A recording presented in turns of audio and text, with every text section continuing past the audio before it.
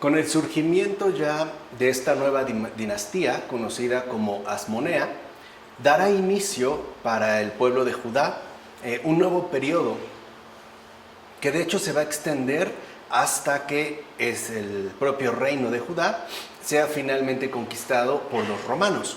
Es lo que iremos nosotros abordando a continuación. Y veremos cómo esta dinastía Asmonea, que había sido, instaurada a partir de la asignación de Simón Macabeo como el jefe del pueblo, ¿no? Legitimar pues su posición e incluso hacer de esta legitimación algo hereditario. Veremos cómo trajo consigo pues la conformación de este periodo especial que estamos mencionando. Lo primero que vale la pena destacar es que la dinastía de los asmoneos no era davídica. Esto implicó que en gran medida el poder ahora en turno, que de hecho se iba a encargar tanto del aspecto político como religioso en Judá, fuera considerada, repito, esta dinastía como ilegítima, al menos por gran parte de la población. Algunos estaban a favor de esta dinastía asmonea que había comenzado con Simón Macabeo. Ahora bien, a Simón Macabeo, que es con el que da inicio este nuevo periodo, le va a suceder en el poder político y religioso su hijo Juan Hircano, que estuvo, al frente del año 135 al 104 a.C. Y es este gobernante, o sea, Juan Hircano, el hijo de Simón Macabeo, quien alcanzó a conseguir la plena independencia de Judá. O sea, solo con Juan Hircano, Judá alcanzó una plena independencia. Y al alcanzar esta independencia, al mismo tiempo Juan Hircano acuñará moneda propia para que sea utilizada dentro de su territorio.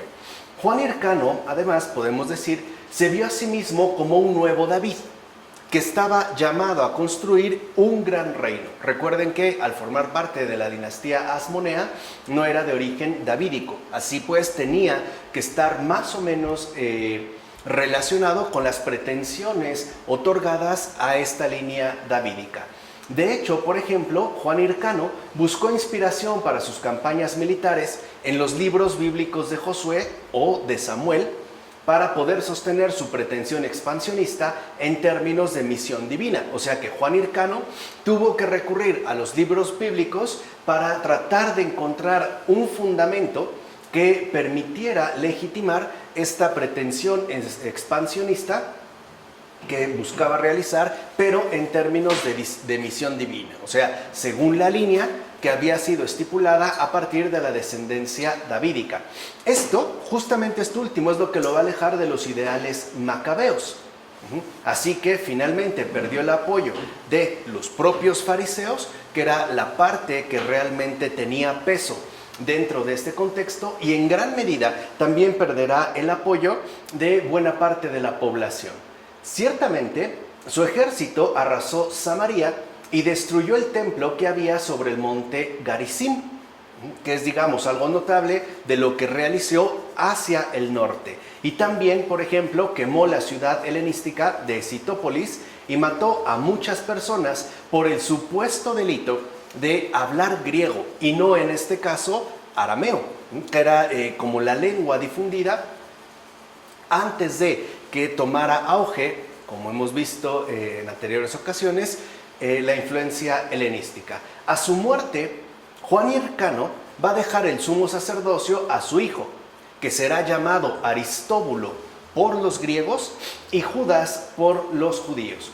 Pero Aristóbulo Judas solamente gobernó un año.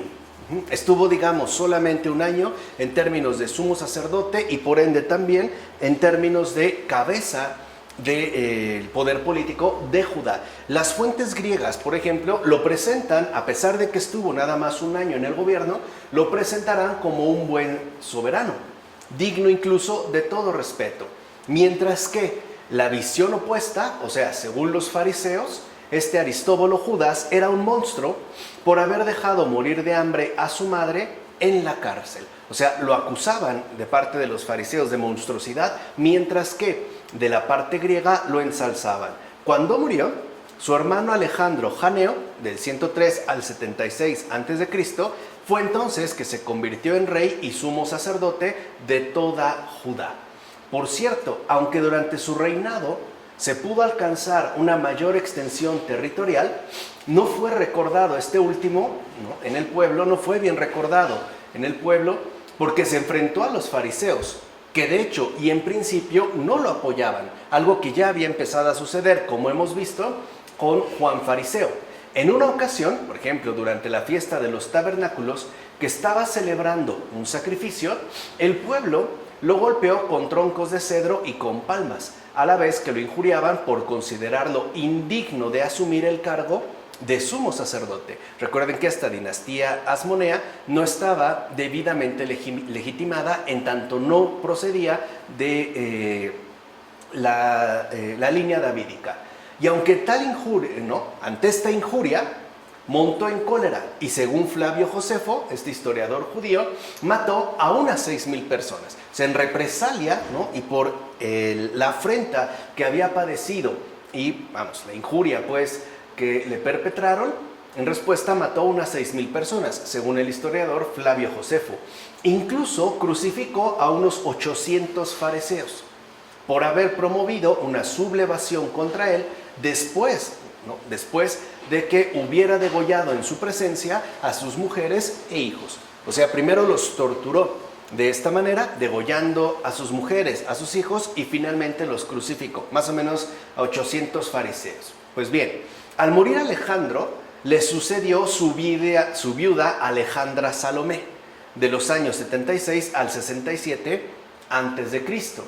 Y esta cambió de política y buscó entonces el apoyo de los fariseos, que, recordemos, llevaban ya tiempo enemistados con el poder en turno.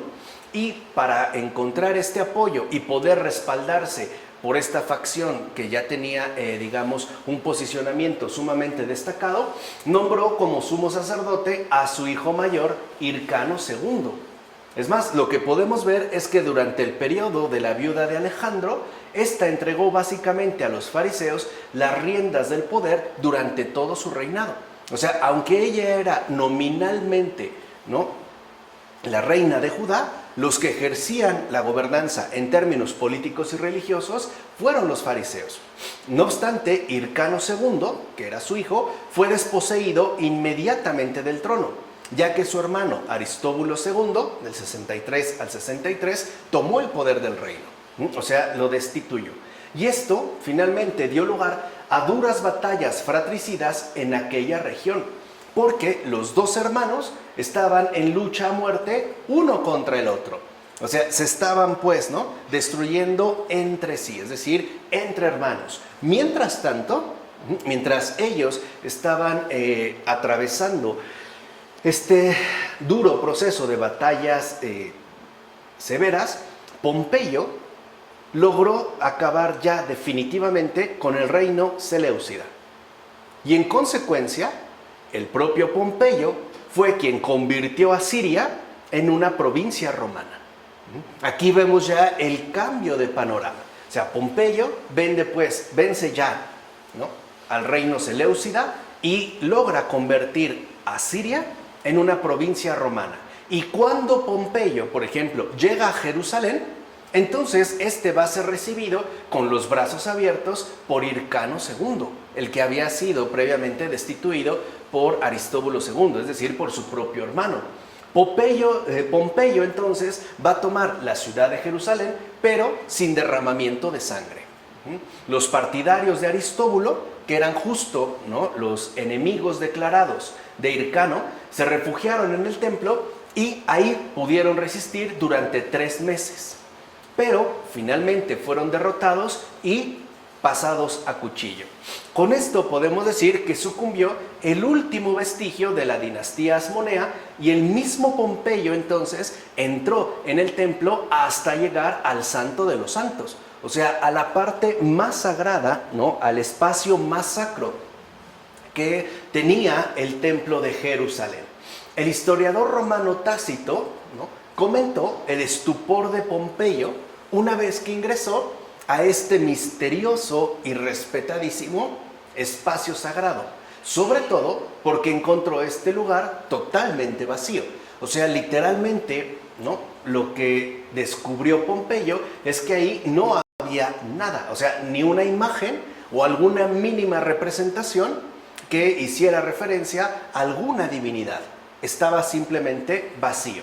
Entonces, a continuación, las autoridades romanas reconocieron a Hircano el título de sumo sacerdote.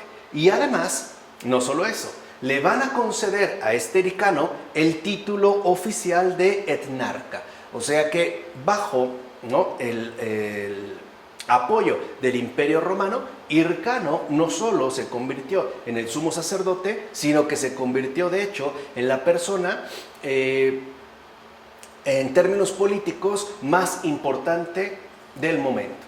Por cierto, y cabe mencionar que es justo en el periodo asmoneo donde hunden sus raíces los movimientos fariseos y saduceos, que ya en tiempos de Jesús están, digamos, bien definidos, o sea, más o menos unos 80 años antes de ello, así como algunos otros que decidieron romper con el judaísmo oficial de aquel momento. O sea, es un periodo también de no solo enfrentamientos entre hermanos, sino incluso también enfrentamientos entre diversos posicionamientos religiosos, como los fariseos, saduceos y finalmente los esenios, que decidieron romper con el judaísmo oficial.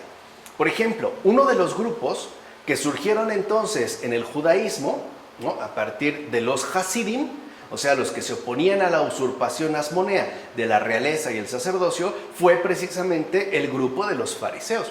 O sea, los fariseos aparecen en tanto movimiento que está claramente opuesto a la usurpación asmonea, tanto de la realeza, o sea, del trono, como del sacerdocio, o sea, del puesto del sumo sacerdote. Su nombre en hebreo, perusim, significa los segregados.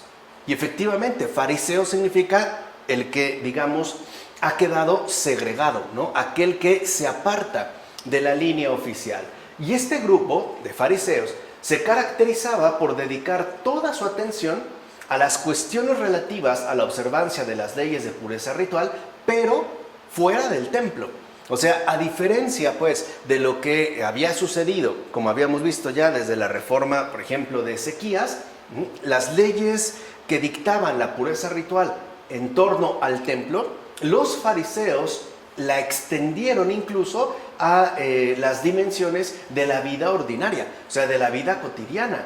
Lo que vemos es que las normas de pureza sacerdotal, que en principio habían quedado establecidas única y exclusivamente para el culto, ahora con los fariseos serían asumidas como un ideal de pureza en la vida cotidiana. De tal forma que esta, o sea, la vida cotidiana, asimismo quedaba ya ritualizada y por ende sacralizada. ¿Por qué? Por estar basadas en estas normas de pureza sacerdotal que también implicaban el culto. Así pues, junto a la Torá escrita, o sea, la ley, los fariseos fueron recopilando una serie de tradiciones y modos de cumplir las prescripciones de la ley que con el tiempo llegaron a ser recibidas también como Torá oral. O sea, no solo los fariseos tenían la Torá escrita, o sea, el Pentateuco, sino que además poco a poco fueron conformando una nueva Torá que ya no era escrita, sino que esta más bien tenía un carácter oral. En tanto, apelaba a tradiciones y prescripciones que se habían ido recopilando gradualmente, y la cual además también era atribuida a Dios. Entonces, según sus convicciones, ¿no?, que en general no es esta Torá oral, es lo que se conoce más bien como Mishnah.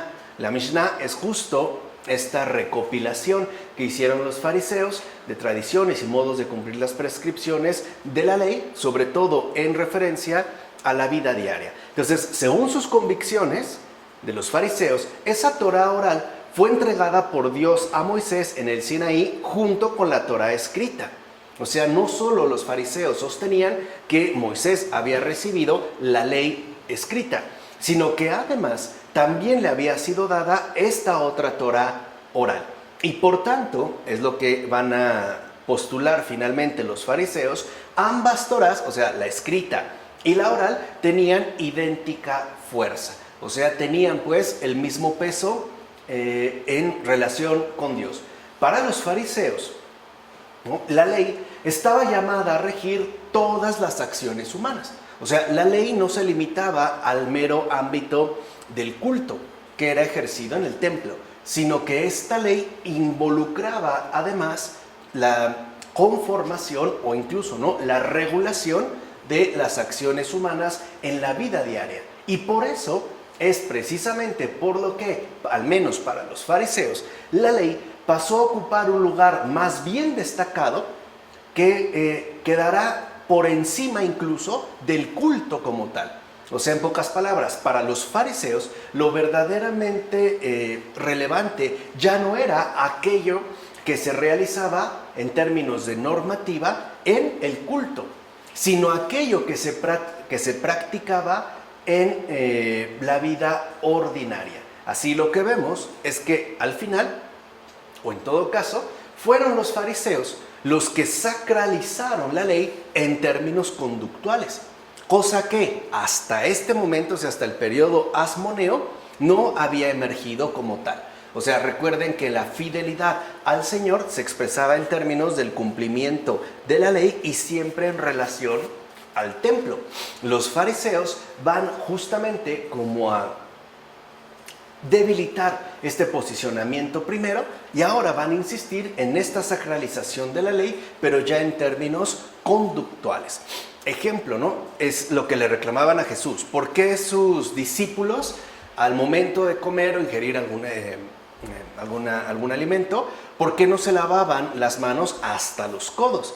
O sea, ya no solo era cuestión de lavarse las manos, sino de llevar, digamos, una exigencia de purificación mucho más allá de lo previamente establecido, porque esto formaba parte de las prescripciones orales que habían ido recopilando. Entonces lo que vemos es que con los fariseos, ¿no?, literalmente lo cultual perdió hasta cierto punto peso y se trasladó más bien a lo conductual. O sea, ya no solo era lo cultual, sino lo conductual lo que destacaba dentro de esta postura. Así lo que veremos es que poco a poco, o sea, con el avance de su propia consolidación, este tipo de sacralización conductual, o sea, la ley, ¿no?, ahora asumida enérgicamente en términos conductuales, va a tener un gran protagonismo en todo el sistema de pensamiento fariseo y por ende también en sus propios escritos. De hecho, llegó el momento en que los fariseos atribuyeron a esta sacralización una significación incluso cósmica.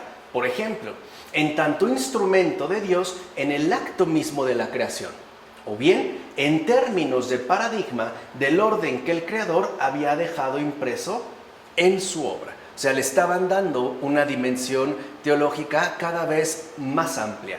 A la vez, esto también era propio de los fariseos, junto con la ley, acogían con reverencia los escritos de los profetas, así como los salmos, los libros sapienciales y los demás escritos bíblicos. Flavio Josefo, por ejemplo, afirmó que la fe de los fariseos sostenía la pervivencia del hombre después de la muerte. O sea, ellos sí pues apelaban a la resurrección, así como un juicio, era otro de los postulados centrales que sostenía la fe de los fariseos, que había un juicio en el que cada uno finalmente sería retribuido conforme a sus obras. Entonces lo que vemos es que para la fe de los fariseos, dos cosas resultan fundamentales. Primera, la pervivencia del ser humano después de la muerte. O sea, con la muerte no acaba todo. Y además, al no terminar con la muerte, ¿no?, la existencia del ser humano, entonces se haría necesaria una retribución, un juicio, pues lo que llamaríamos un juicio, basado sobre todo en las obras que se hayan realizado aquí en la tierra. Estos eran como los ejes fundamentales de la fe de los fariseos. Por otra parte, los fariseos mantenían viva la esperanza en la llegada de un rey Mesías de la estirpe de David. Por eso eran tan reacios a, digamos, la usurpación que había llevado a cabo la dinastía asmonea. el cual, y así lo concebían, liberaría a Israel, o sea, recuerden, ¿no?, a todo el pueblo judío de Palestina, de todas y cada una de las opresiones a las que estaba sometido. Entonces vemos como para los fariseos, ¿no?, algo es claro. Hay un Mesías que estaría por llegar, en eso es en lo que se basa su esperanza. Este Mesías por llegar tendrá que provenir de la estirpe de David, y una vez que aparezca, liberará a Israel de todas las opresiones a las que está sometido. De hecho, este Mesías, por ejemplo, esta es una idea muy farisea, traería para todo su pueblo una paz y una felicidad estables en su propia tierra. O sea, no tendrían que ir a ninguna otra parte, se quedarían en la región de Palestina y además viviendo con una paz y una felicidad, o sea, con una prosperidad inquebrantables.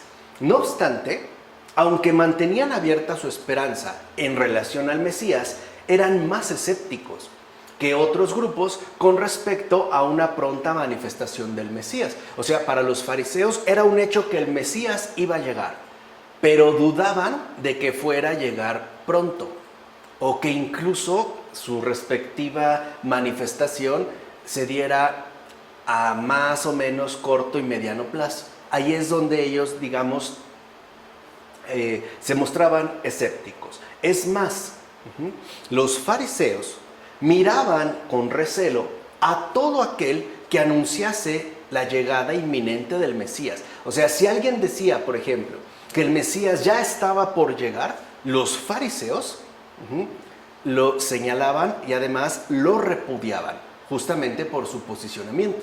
Recuerden por ello el enfrentamiento de los fariseos con Juan Bautista. Si Juan Bautista está anunciando ya la llegada del Mesías, que de hecho ya está aquí, los fariseos se van a oponer a este tipo de planteamientos. Ciertamente, los fariseos eran estimados por el pueblo.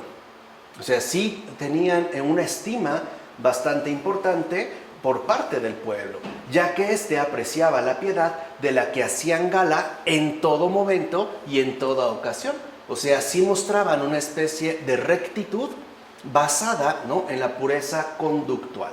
De hecho, y eso es lo importante en el caso de los fariseos, la autoridad moral de ellos era tan fuerte que es donde adquirieron realmente su papel destacado, es decir, en términos de autoridad moral, que las instrucciones que daban acerca de los sacrificios, las ofrendas y las purificaciones eran profundamente respetadas. O sea, ¿qué quiere decir? Una vez que ya lograron, ¿no?, destacar lo conductual, incluso por encima de lo cultual, ahora las observaciones, ¿no?, que hacían con respecto al culto eran tomadas en cuenta. Y además eran también respetadas e incluso, podemos decirlo así, eran aplicadas. Ahora bien, esto con respecto a los fariseos.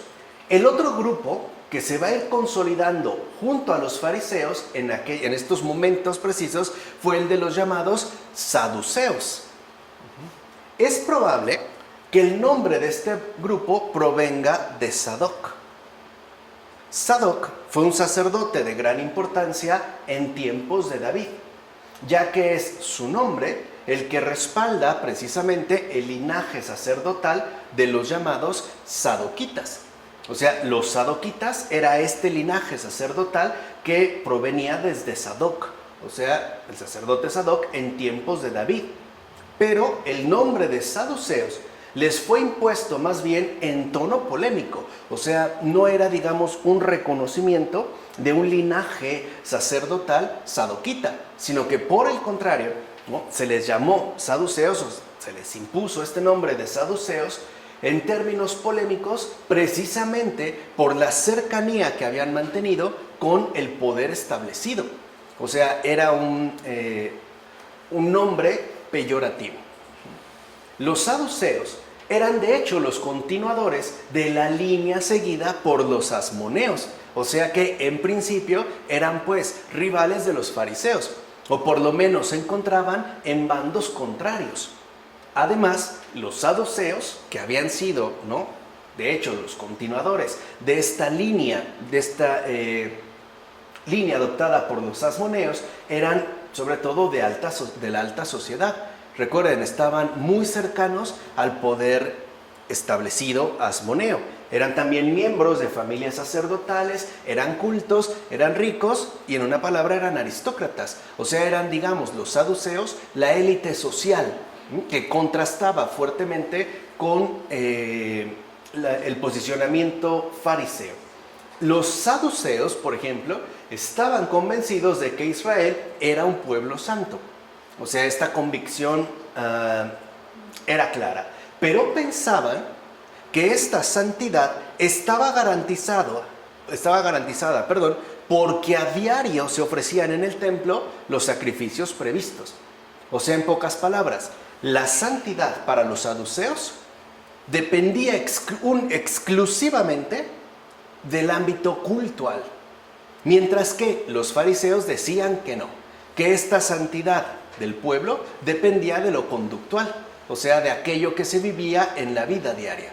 Así vemos cómo ciertamente estaban básicamente ubicados en sentido contrario. Mientras los saduceos exaltan el culto y sostienen que es gracias a los sacrificios que se realizan a través del culto en el templo que se garantiza la santidad del pueblo, los fariseos decían que no es el culto, es el comportamiento basado en las leyes ordinarias de purificación lo que permite mantener esta santidad.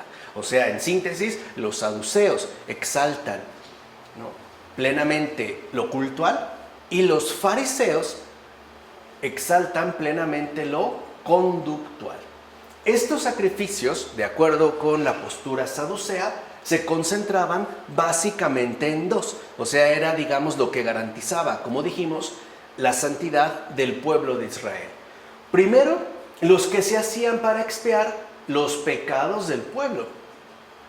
Y segundo, los sacrificios que eran ofrecidos por toda la nación. Y de acuerdo con los fariseos, los saduceos, no hacía falta nada más. O sea, con estos dos únicos sacrificios, los que eran ofrecidos por los pecados del pueblo y por toda la nación israelita, ya era más que suficiente. No había, pues, por qué seguir las normas conductuales que eran promovidas y, pues, transmitidas por los fariseos. Así lo que vemos es que en el caso saduceo, su interpretación de la Torá, recuerden, la ley escrita, es más bien sobria, o sea, no tiende a ser elaborada. Y por ende, por ejemplo, justo por esta sobriedad, incluso podemos decir, por esta especie de austeridad, ¿no?, que ostentaban, no siguieron el marcado rigorismo de los fariseos. Por otra parte, los saduceos prácticamente subestimaban, ¿no?, aquello que los fariseos llamaban la Torá oral. O sea, en pocas palabras, para los saduceos no hacía falta esa Torá oral, o sea, la Mishnah. Había que quedarse única y exclusivamente con la ley, o sea, con la ley escrita, ¿no? En síntesis, lo que vemos es que para los saduceos, los fariseos no eran necesarios. O sea, lo que ellos estaban, digamos, ¿no?, promoviendo no hacía falta. Y tampoco, en el caso de los fariseos, los saduceos no apreciaban demasiado como autoridad los libros de los profetas y tampoco los demás escritos bíblicos. O sea, para los saduceos bastaba el Pentateuco, o sea, los 5 primeros libros, ¿no?, de la Biblia. Lo demás realmente no contaba. Por último, a diferencia de los fariseos, los saduceos no creían en la pervivencia después de la muerte y tampoco compartían sus esperanzas escatológicas. O sea, a diferencia de los fariseos, los saduceos afirmaban que no había pervivencia, o sea, no hay resurrección. Y tampoco había necesidad de una esperanza escatológica. O sea, por lo menos necesidad de un Mesías tal y como lo anunciaba la postura farisea. En general, a diferencia de los fariseos, los saduceos, no gozaban ni de la popularidad ni del afecto que sí tenían los fariseos. Ya dijimos, sobre todo porque provenían de las clases altas, ¿no?, la élite social, especialmente de Jerusalén. Pero si bien es cierto que no tenían popularidad y tampoco eran muy apreciados por el pueblo, eran ellos los que sí tenían el poder religioso y el poder político.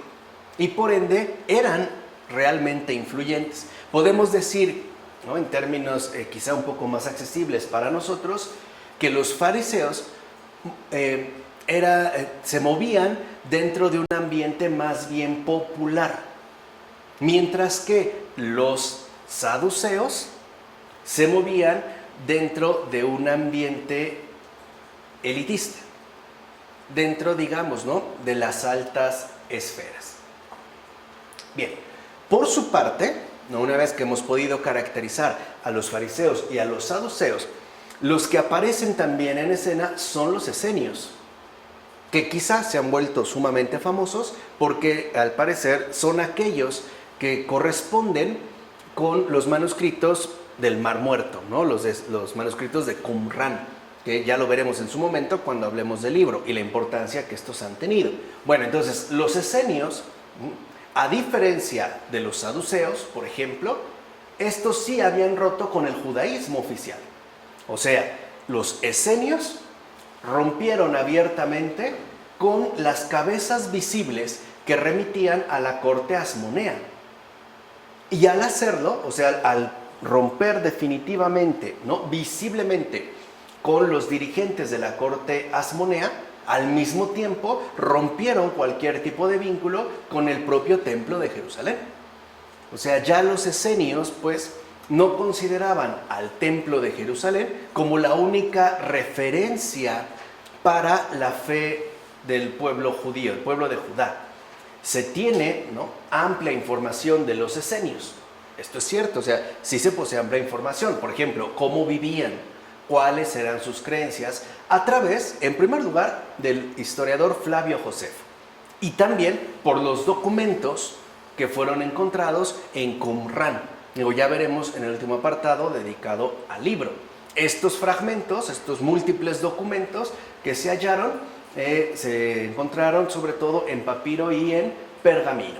Pues bien, lo que sí podemos destacar aquí es que una característica especial de los esenios consistía en el rechazo que mantenían con respecto al culto que se hacía en el templo de Jerusalén. O sea, ¿sí lo ven? Los saduceos se oponían a los fariseos y los esenios se oponían directamente a los saduceos, que además, como dijimos, eran las personas que realmente tenían la influencia tanto política como religiosa, no necesariamente popular. ¿Y por qué, digamos, rechazaban el culto, es decir, los sacrificios llevados a cabo en el templo de Jerusalén? Porque los esenios insistían una y otra vez que este culto finalmente era realizado por un sacerdocio que desde la época asmonea se había corrompido. Entonces, lo que denunciaban los esenios es que no era válido un culto cuyo sacerdocio estaba corrompido, o por decirlo en términos más sencillos, invalidaban un culto llevado a cabo por un sacerdocio ilegítimo, en este caso asmoneo. ¿Qué es entonces lo que en consecuencia hicieron los esenios? Pues optaron por quedar segregados de esas prácticas comunes a fin de conservar y sobre todo restaurar la santidad del pueblo. Entonces vean aquí cómo lo que está, ¿no?, atravesando estas tres posturas ciertamente antitéticas es la cuestión de la santidad. Para los fariseos depende de una observancia estricta en términos conductuales. Para los saduceos, dicha santidad depende de las actividades cultuales celebradas en el templo, mientras que para los esenios la santidad depende de alejarse, distanciarse, romper de manera definitiva con la corrupción del sacerdocio que practica el culto en el templo de Jerusalén. Era la manera, pues, de conservar esta santidad. De ahí, pues, que muchos de los esenios se retiraran a vivir a zonas desérticas.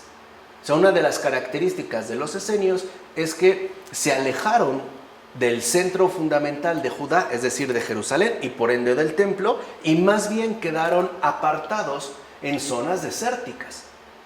Y esto lo hicieron sobre todo con la finalidad de excluir la contaminación que podría derivarse del contacto con otras personas que ciertamente no estaban comprometidas con esta restauración de santidad. O sea, los esenios optaron por el aislamiento para poder mantener esta restauración de santidad.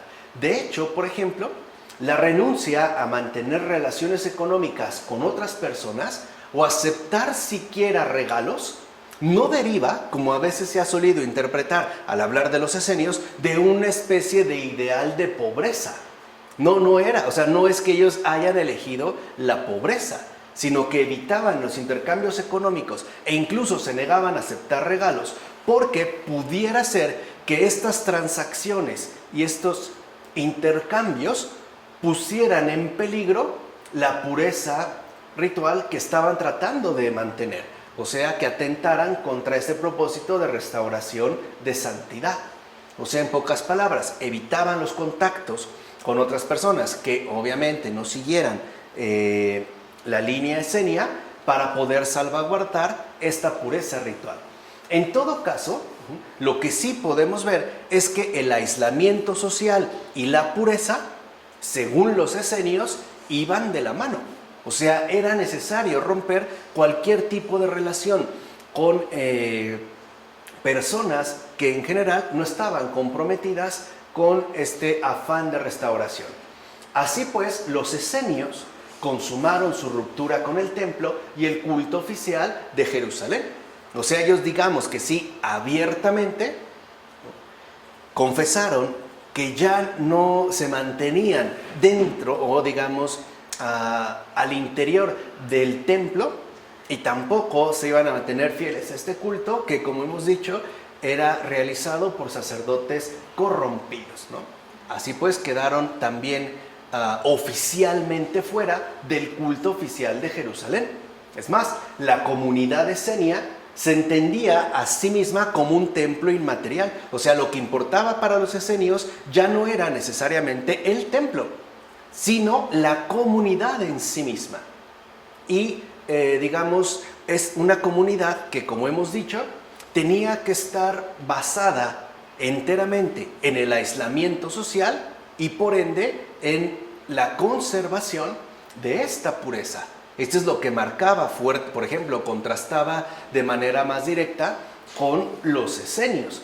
Y que además, ¿no?, se entendía la comunidad esenia como el templo inmaterial, que al menos, fíjense, de manera transitoria, y eso también hay que mencionarlo, esta comunidad esenia, solo de manera transitoria, reemplazaba el templo de Jerusalén mientras ahí se siguiera llevando un culto corrompido. O sea, un culto no puro, un culto indigno. O sea que este aislamiento social y este afán de conservación de pureza no lo veían ni lo asumían como una especie de regla definitiva, sino como un remedio necesario, aunque drástico, mientras se pudiera recuperar la santidad del culto en el templo de Jerusalén. ¿Se entiende? O sea, aquí estarían como los rasgos más destacados. Ahora bien, no podemos entonces dejar de lado que durante el reinado de Juan Hircano, que mencionamos hace un momento, del 135 al 104 a.C., grupos de gente piadosa, Hasidim, en hebreo cuando se habla de Hasidim, se habla de gente piadosa hasta la fecha, ¿no? Están, digamos, estos grupos hasídicos que al principio habían apoyado la insurrección macabea, se opusieron después a seguir con tal apoyo debido sobre todo a las acciones políticas y religiosas que al final se habían llevado a cabo. Entonces, estos grupos en general consideraban que de fondo se había traicionado a Dios.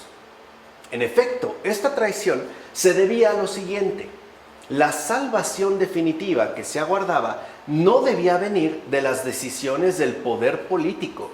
Pues esta era, digamos, también como una de las denuncias importantes, sino que única y exclusivamente esta salvación definitiva debía provenir de una intervención salvadora de Dios.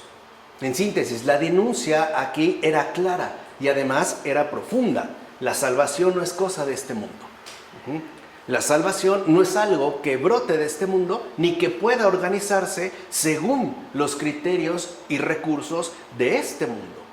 Por eso se prestó atención entonces al fin de la historia y ya no a los acontecimientos intramundanos, por decirlo de otra manera. Es en este contexto donde lo teológico va a tener una primacía sobre lo político, donde los acontecimientos intramundanos ya no son precisamente los que serán destacados, sino aquellos que apuntan hacia el fin de la historia, lo que hoy diríamos, ¿no?, hacia el fin del mundo. O sea, ya no se trataba de adquirir un éxito temporal, sino de indagar a fondo en la salvación, que como dijimos ya para este planteamiento, no es cosa de este mundo. Así pues, se sostendría que, llegado el momento, Dios mismo se manifestaría a través de llamar a los muertos. Y por tanto, asimismo habría un juicio donde cada quien recibiría lo que merecieran sus obras, que, como podrán darse cuenta, eran justo los planteamientos más centrales de los fariseos. Pues de fondo puede decirse entonces que estos grupos Hasidim, recuerden, ¿no?, piadosos, gente piadosa, desviaron la mirada de los horizontes más o menos inmediatos de este mundo, por ejemplo, la construcción terrenal de un gran reino, como había sido la pretensión de Juan Hircano, hacia otro plano más bien ubicado en un más allá. O sea, ya no se quedaban pues en lo terrenal, sino que ahora apelaban a la trascendencia, que puede verse incluso en el judaísmo contemporáneo. No es la perspectiva que se sigue manteniendo, sobre todo porque, a decir verdad, solo los fariseos sobrevivieron. Ni los saduceos, que dependen del templo a ser destruidos, ni los esenios. Ya veremos por qué. Bueno, este cambio de perspectiva es entonces lo que va a propiciar el desarrollo de un tipo de literatura conocida como apocalíptica. Recuerden que la palabra apocalipsis habla de las cosas últimas, de aquello pues que sucederá hacia el final. Entonces, este cambio de orientación de lo meramente terrenal hacia lo apocalíptico es lo que permite en estos momentos desarrollar un tipo de literatura particular. Ya vimos, por ejemplo, que dio pie a los salmos, o a ciertos profetas, o a la literatura sapiencial, incluso al propio Pentateuco. Entonces, para esta perspectiva, conocida como apocalíptica, todos los acontecimientos que se están viviendo en aquel momento eran parte de una crisis. O sea, ellos ya entendían que sí, se estaba viviendo una crisis, pero al final, esta crisis no terminaría en una resolución meramente cronológica, o sea, como si se tratara de una fase histórica entre otras. No, esta crisis al final desembocaría en el fin de este mundo. O sea, ya se estaba apelando al fin del mundo. O sea, no se creía que esta crisis fuera algo meramente pasajero, sino que invitaba a una reflexión teológicamente más profunda. Entonces, lo primero que vemos es que esta apocalíptica era justo la respuesta que se intentaba proporcionar ante tal crisis. Era darle un sentido más allá de lo meramente inmediato. Ciertamente, ante el pesimismo radical de aquel momento, o sea, donde veían que en definitiva pareciera que todo iba cada vez peor, la apocalíptica procuraba, por su parte, anunciar un futuro del todo diferente. O sea, trataba pues, ¿no?, de replantear las cosas bajo una óptica distinta. Y por cierto, el texto más representativo de esta postura, o sea, de esta nueva literatura apocalíptica que surge en momentos de crisis, ¿no?, lo podemos encontrar en el libro de Daniel. O sea, el libro del profeta Daniel es netamente apocalíptico, en el sentido que aquí hemos mencionado, donde de hecho se ofrece una respuesta a las grandes inquietudes que ya estaban generando tanto sufrimiento y tanto padecimiento. Dicha respuesta, por ejemplo, partía ya de entrada de una perspectiva diferente a la que fuera presentada, por ejemplo, en los dos libros de los Macabeos. Aquí en Daniel la perspectiva es completamente distinta. Así pues, frente al pragmatismo político, o sea, intramundano, de los Macabeos, o sea, de la postura políticamente luchadora, que además sostenían que la salvación viene de Dios, pero a través de la acción de las armas y por ende, ¿no?, del heroísmo de su respectivo pueblo, el profeta Daniel apuntará en otra dirección. O sea, los macabeos insistían en que sí, la salvación viene de Dios, pero a través de la intervención directa de su pueblo, ¿no?, vía armada. O sea, a través, pues, de una lucha sociopolítica. En cambio, el profeta Daniel muestra otra óptica. Lo que realmente enfatiza el profeta Daniel es esto, que la esperanza se alimenta de una intervención final de Dios que a pesar de todo, o sea, a pesar de que se considere o se vea literalmente que está perdido, no se hará esperar demasiado. O sea, Daniel insiste en tres cosas así muy puntuales. La primera es que la verdadera esperanza solo puede provenir de Dios, nunca de este mundo. O sea, la esperanza no se encuentra ni en los demás seres humanos ni en los recursos de este mundo. La verdadera esperanza solamente proviene y se alimenta de una intervención final de Dios, o sea, de la presencia decisiva de Dios. Primer punto. Segundo punto, que esta esperanza que únicamente se desprende y alimenta de Dios es algo que debe mantenerse a pesar de todo. O sea, a pesar de que nosotros veamos que el mundo se está cayendo a pedazos, Él se mantiene presente en todo momento. Y además, tercer punto, que a pesar de todo, la intervención decisiva de Dios, o sea, la intervención final, no solo estoy hablando en términos cronológicos, sino sobre todo en sucesos puntuales, o sea, en términos de acontecimientos que pueden darse, no se hará esperar demasiado. O sea que Dios aparece justo en el momento oportuno, ni antes ni después. Por eso en Daniel, ¿no?, lo que se busca replantear, o mejor dicho, reorientar, es esta cuestión de la esperanza.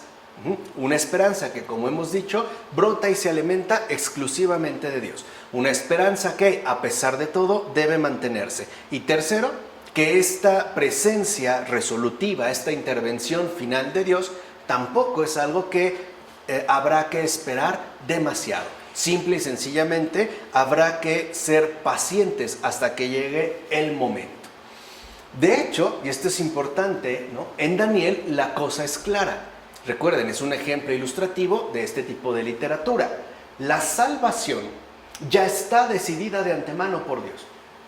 O sea, la verdadera salvación es cosa de Dios, lo cual vemos como de entrada se opone directamente a la postura macabea.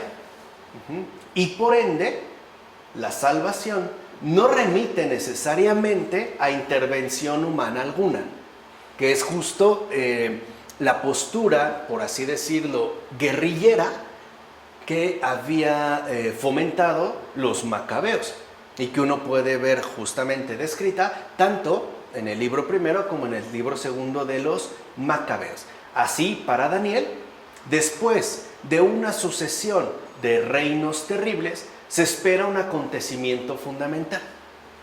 Y esto es algo, digamos, sumamente destacado, porque al menos hasta Daniel, o sea, hasta estos momentos, no se había planteado esta cuestión en estos términos tan claros. O sea, en pocas palabras, para Daniel, después de haber pasado, ¿no?, por una sucesión de padecimientos, de sufrimientos, etcétera, lo que ya está decidido es este acontecimiento fundamental, o sea, una intervención salvadora de Dios, y que Daniel llama el Hijo del Hombre,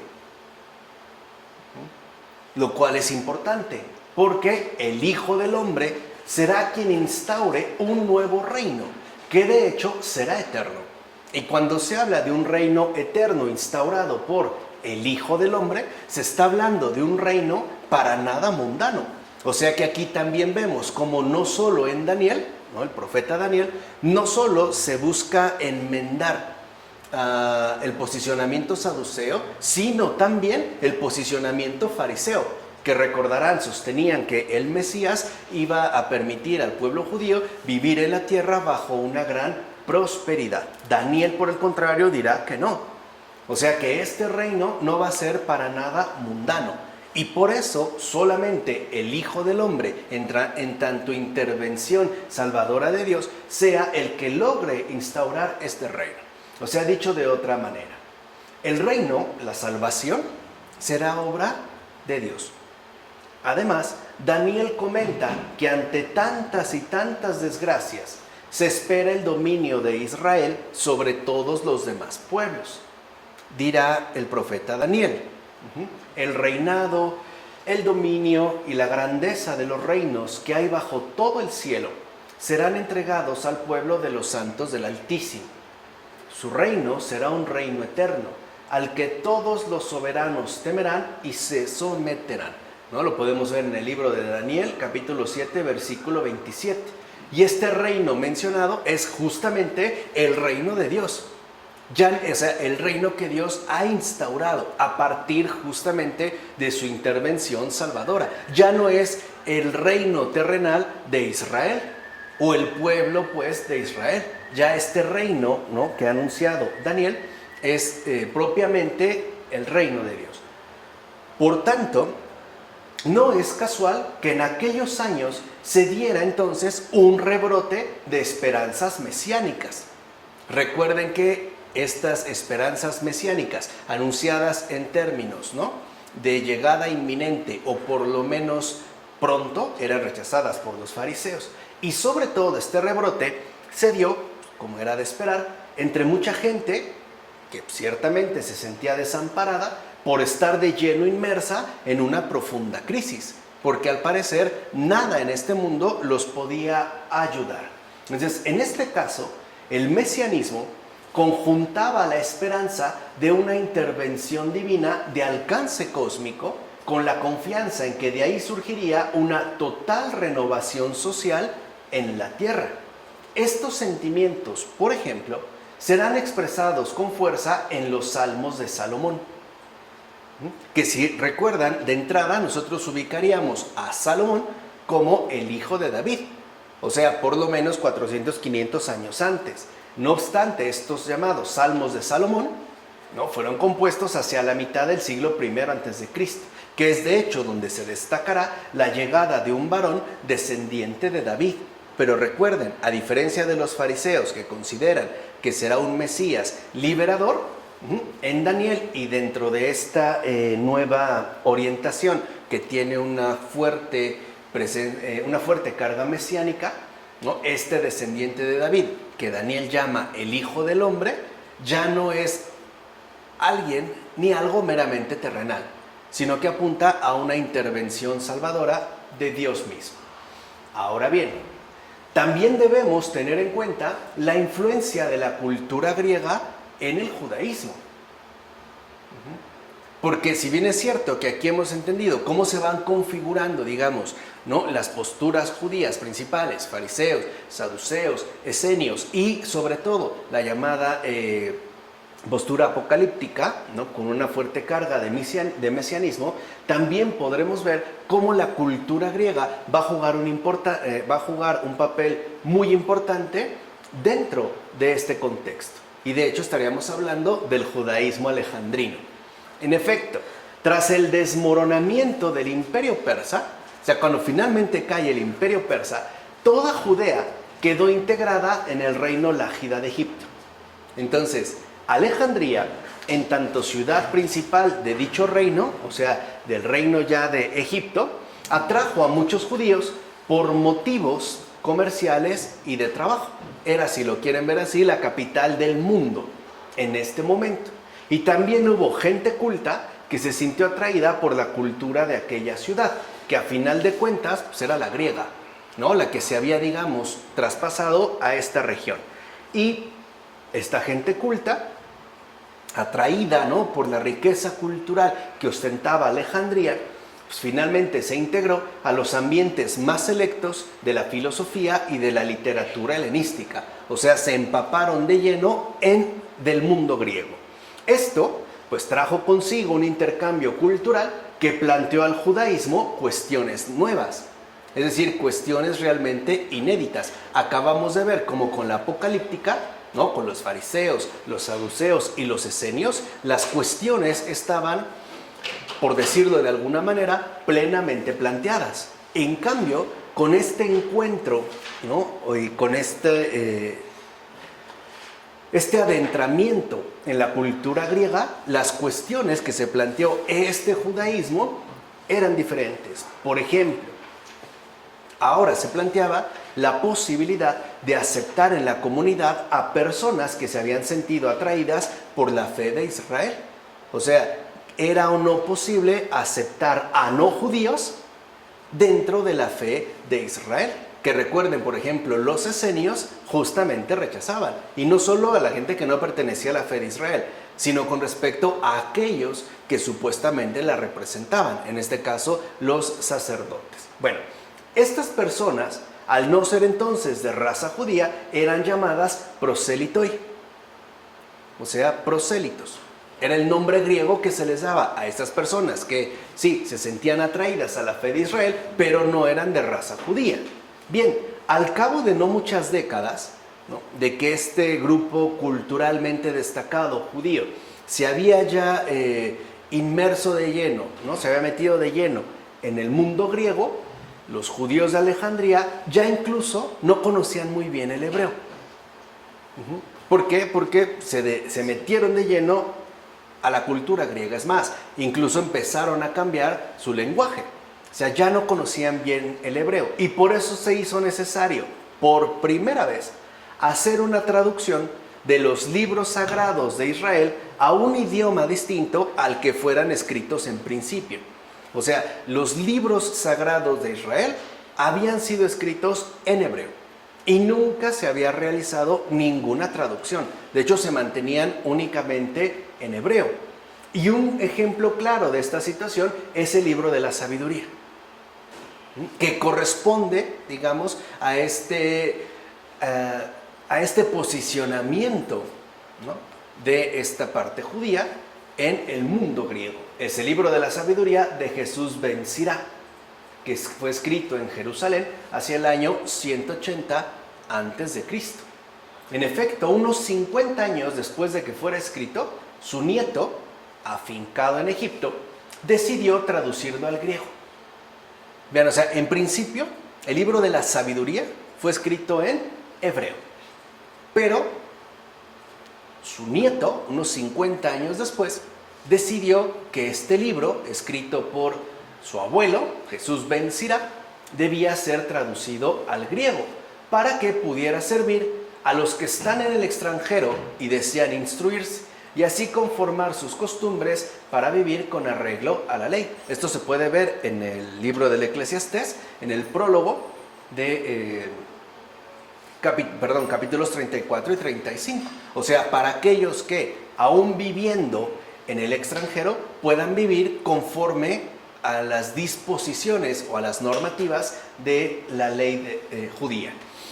De hecho, desde el siglo II a.C., se llevó a cabo una magna empresa de traducción de la Biblia al griego, cuyo resultado es lo que conocemos como versión de los 70. O sea, la versión de los 70 es esta enorme empresa de traducción que se llevó a cabo del hebreo al griego. Y esta empresa de traducción fue promovida por el rey Ptolomeo II Filadelfo, que gobernó del 284 al 247 a.C. Y fue él quien llamó a la ciudad de Alejandría a 70 sabios judíos para que hicieran dicha traducción al cabo de 70 días. No, digamos, forma parte un poco de la leyenda, pero la idea es que él fue el que convocó, porque además recuerden que también él, que era un gran enamorado de la cultura, particularmente griega y en general, tenía la famosa biblioteca de Alejandría. Entonces quería concentrar toda la sabiduría del mundo de ese entonces dentro de la biblioteca de Alejandría. Al saber que el pueblo judío tenía pues sus propios textos y sus propios escritos sagrados, también quería, ¿no?, que estos fueran integrados a la biblioteca. Además, también se traducirían e incluso se ampliarían, al ponerlas en griego, otras obras más sencillas, pero edificantes, que de hecho hablaban de las dificultades que podrían encontrar los judíos estando en la diáspora, o sea, encontrándose pues lejos de su tierra, o sea, viviendo en el extranjero, como son los libros de Tobías y Esther, que también se integran dentro de este panorama. Estas otras obras, cada una según su estilo, ayudarían a confiar en Dios, aún estando en la diáspora, y por tanto ayudarían también a vivir un judaísmo real en una situación de lejanía. Entendamos que esta lejanía se entendía en un doble sentido. Primero, una lejanía con respecto a su tierra, o sea, están en el extranjero, y también una lejanía con respecto a su templo. No obstante, como dijera Daniel, lo importante era mantener esta esperanza inquebrantable en Dios, o sea, confiar en Él a pesar, ¿no?, de que se viviera en una situación de lejanía. O sea, podían seguir siendo, ¿no?, parte del pueblo de Israel. Sin embargo, la actividad cultural de los judíos en la diáspora helenística no se limitaría a realizar traducciones. O sea, no solo se hicieron traducciones, sino que de igual manera se compusieron obras directamente en griego, cosa que hasta ese momento era insólito, porque repito, los libros sagrados siempre se escribían en hebreo, y es el caso del segundo libro de los Macabeos. O sea, el segundo libro de los Macabeos fue escrito en griego, no en hebreo. Y esta actividad cultural de los judíos solía presentar cierta dimensión apologética, porque se va a presentar a su vez a la cultura judía como superior incluso a la filosofía griega. O sea, ya no se presentaban como extranjeros inferiores que estaban culturalmente por debajo de la altura, ¿no?, filosófica de la antigua Grecia. No, ahora incluso se planteaban ya no en términos de una igualdad, sino incluso en términos de una superioridad. No obstante, la atracción de la cultura helenística era algo fuerte para los judíos de Alejandría. Esta atracción, esta asimilación, ¿no?, por parte de los judíos representaba ya un serio peligro para su identidad. Por eso, precisamente, el libro de la sabiduría los pone en guardia ante los peligros de la idolatría y el ateísmo, que de un modo u otro podían llegar a seducirlos, o sea, debido al mundo en el que vivían. Porque sabemos que efectivamente en Grecia, básicamente la cuestión religiosa se dividía en dos partes, o idolatría o ateísmo, que eran dentro de este marco cultural lo que solía destacar. Entonces, lo que hace el libro de la sabiduría es poner en guardia contra este tipo de seducciones que en tanto judíos no pueden aceptar, no pueden pues dejarse llevar. Ahora bien, una actitud de completa cerrazón y aislamiento pues no era ni razonable ni posible. Claro, en primer lugar porque no estaban en sus tierras. Tenían que tener un mínimo intercambio, o sea, no eran los esenios, pues, para estar en zonas desérticas, alejadas y sin ningún tipo de contacto, ¿no? Y tampoco era algo verdaderamente razonable. De ahí, pues, que la posición que asume el autor del libro de la sabiduría fuera sabia y positiva. Por eso se titula justo el libro de la sabiduría. Había, pues, que afirmar los valores fundamentales del legado religioso de Israel y aprovechar, ahí es donde entraba, digamos, la orientación de este libro de la sabiduría para esta situación de vida en concreto, a la luz del Dios único, las aportaciones de la filosofía griega sin errores de sincretismo. O sea, no se trataba de fusionarlas o confundirlas, no, sino de conservar pues la revelación hecha por Dios y también aprovechar las aportaciones de la filosofía griega para comprender mejor o para agudizar el entendimiento con respecto a esta revelación, o sea, al legado religioso de Israel. Por decirlo en pocas palabras, había que enmarcar la sabiduría del mundo griego en la profunda fe en el Señor, el Dios uno y único del legado de Israel. Pues como sostenía el pueblo judío, la misma sabiduría es un atributo divino y no una cualidad humana. Así pues, durante el periodo helenístico hubo un marcado acercamiento entre la cultura griega y la fe de Israel. Atenas y Jerusalén, digamos, se dieron la mano e incluso se abrazaron, cosa que, a final de cuentas, va a cambiar por completo con la llegada del dominio romano, que es justo lo que nosotros abordaremos la siguiente ocasión. Aquí lo que me interesa es que vean cómo durante la emergencia de esta dinastía asmonea y su irregularidad, en tanto no procedente de la línea davídica, se produjeron enfrentamientos entre ellos a nivel político, pero también se dieron enfrentamientos al interior en términos de posicionamiento teológico, que giraban en torno a la santidad. Y así es como surgieron los fariseos, los saduceos y los esenios. Y además, si bien esto estaba ocurriendo ya al interior de Judá, al exterior también se estaba dando una situación distinta, en tanto se había acercado el mundo judío al mundo griego, a la cultura griega en general, a través de la ciudad de Alejandría. Recordemos que lo que se había puesto en juego eran las cuestiones principales que se vivían en torno al mesianismo y que finalmente fue el profeta Daniel el que dio la orientación definitiva, y las cuestiones relativas a las condiciones de vida que estaban viviendo finalmente en el extranjero. ¿De acuerdo? Vamos a dejarla hasta aquí. En nombre del Padre, del Hijo, del Espíritu Santo. Amén.